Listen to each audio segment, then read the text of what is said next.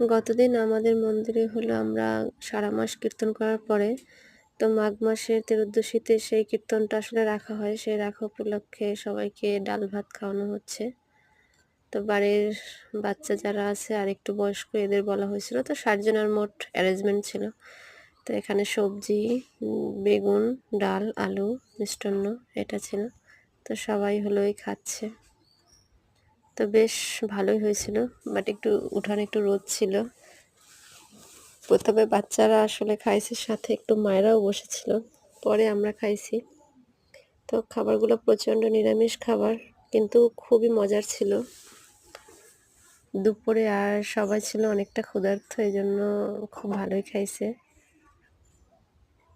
তো সব মিলিয়ে আমাদের অনুষ্ঠানটা খুব সুন্দর হয়েছে। আমরা কীর্তন করেছিলাম আগেতে, তো সেটা ভিডিওতে আর দেখানো হয় না। তো খাবার একটু ভিডিও করলাম। তো যাই হোক, ভালো থাকবেন সবাই।